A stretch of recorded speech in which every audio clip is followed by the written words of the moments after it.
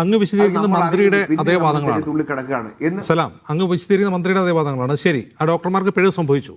ഇതൊരു ഒറ്റപ്പെട്ട സംഭവമാണെങ്കിൽ നമുക്ക് ഈ ഇതിൽ പിഴവ് ആർക്കാണെന്ന് നമുക്ക് പരിശോധിക്കാം. ഡോക്ടർമാരുടെ പിഴവാണ്. ഇത് ഒറ്റപ്പെട്ട സംഭവമല്ലല്ലോ. നമ്മുടെ മുമ്പിൽ കോഴിക്കോട്ടെ ഒരു ഉദാഹരണം ഇരിക്കുകയാണ്. ആ സ്ത്രീ, ഒരു നിമിഷം, ആ സ്ത്രീ ഇപ്പോൾ കോടതിയിൽ പോയിരിക്കുകയാണ് തനിക്ക് നീതി ആവശ്യപ്പെട്ടുകൊണ്ട്. അപ്പോഴാണ് അടുത്ത സംഭവം ആവർത്തിക്കുന്നത്.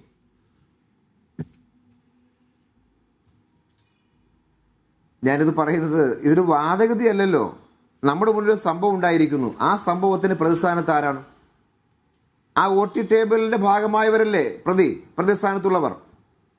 ഈ നിലവിലെ സിസ്റ്റം അനുസരിച്ചിട്ട് സർജറി കഴിയുമ്പോൾ ഇത് ഉപയോഗിച്ച ഉപകരണങ്ങൾ കൗണ്ട് ചെയ്ത് കൃത്യമായി ഉണ്ടെന്ന് ഉറപ്പുവരുത്തിയിട്ടാണ് ക്ലോസ് ചെയ്യേണ്ടത് എന്ന സിസ്റ്റമായിട്ടുണ്ടല്ലോ. ആ സിസ്റ്റം നിലനിൽക്കുമ്പോൾ അത് പാലിക്കാതെ അതിൽ നിന്ന് ഒരെണ്ണം ഈ പേഷ്യൻസിന്റെ ഉള്ളിൽ പോയാൽ അതിന്റെ കുറ്റവാളി ആരാണ്? ഡോക്ടർ ലളിതാംബിക തന്നെ പറയുന്നത് 20 കൊല്ലം മുമ്പ് വല്ല ശസ്ത്രക്രിയയിൽ സംഭവിച്ചതാകാൻ വഴിയുണ്ട്. വേണമെങ്കിൽ കത്രിയുടെ രാസപരിശോധന നടത്തിട്ട് എന്തൊക്കെയാണ് പറയുന്നത് ആ ഉപകരണത്തിന്റെ?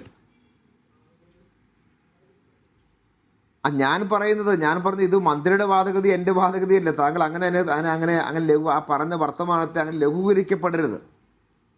അത് വാദഗതിയല്ല, അത് ഫാക്റ്റാണ്. ആ OT ടേബിളിന്റെ മുന്നിൽ ഈ ഉഷ എന്ന് പറയും. ഞാൻ എന്റെ നാട്ടിൽ പുന്നപ്രകാരിയാണ്. ഞാൻ ഇന്നലെ രാത്രി അങ്ങ് എന്റെ ചോദ്യം കൃത്യമായി മനസ്സിലാക്കിയിട്ടില്ലെന്ന് തോന്നുന്നു. ഹർഷിന എന്ന യുവതിയുടെ സംഭവത്തിൽ നോക്കൂ, കോഴിക്കോട് ഞങ്ങൾക്ക് കത്രി ഒന്നും നഷ്ടപ്പെട്ടിട്ടില്ല എന്നായിരുന്നു ആദ്യം മെഡിക്കൽ കോളേജിന്റെ വാദം.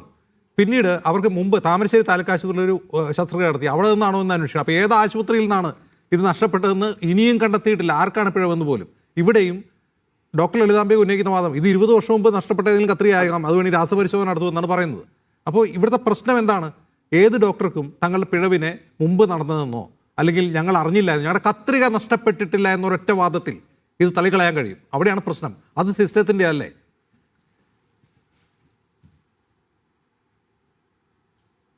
അതില് എൻക്വയറിയുടെ കാര്യത്തിൽ അതിലിപ്പോൾ നിലവിൽ സിസ്റ്റം ഉണ്ട്. നമുക്കിപ്പോൾ ഒരു മെഡിക്കലി ആയിട്ടുള്ള കാര്യമായതുകൊണ്ട് ഏത് ഗവൺമെൻറ്റിൻ്റെ കാലത്താണെങ്കിലും ഇത്തരം ഒരു സംഭവം ഉണ്ടായിക്കഴിഞ്ഞാൽ അതിൻ്റെ എൻക്വയറി കമ്മീഷൻ വയ്ക്കുമ്പോൾ അതിൻ്റെ എന്താ പറയുക, മെഡിക്കൽ പരമായി തന്നെ അതുമായി ബന്ധപ്പെട്ട ഡിപ്പാർട്ട്മെൻറ്റുകൾ ചേർത്താണ് പലപ്പോഴും ഈ എൻക്വയറി ഫോം ചെയ്യുന്ന. അങ്ങനെയാണ് ടീം ഫോം ചെയ്യുന്ന, അങ്ങനെയായിരിക്കും.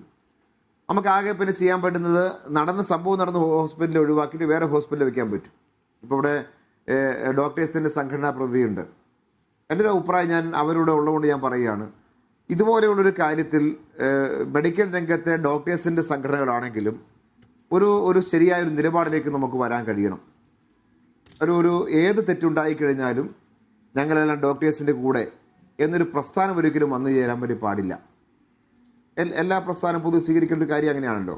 ഞാൻ പറയുന്നത് എൻ്റെ പൊളിറ്റിക്കൽ പാർട്ടി ഉൾപ്പെടെ ഞാൻ പറയും, തെറ്റാണെങ്കിൽ അത് തെറ്റ് എന്ന് പറയാൻ കഴിയുന്നൊരു സന്ദർഭം പല കാരണത്താൽ നമ്മുടെ ഈ മേഖലയിൽ നോക്കിയാൽ ചിലപ്പോൾ കാണാൻ കഴിയില്ല എന്ന് കാണാം.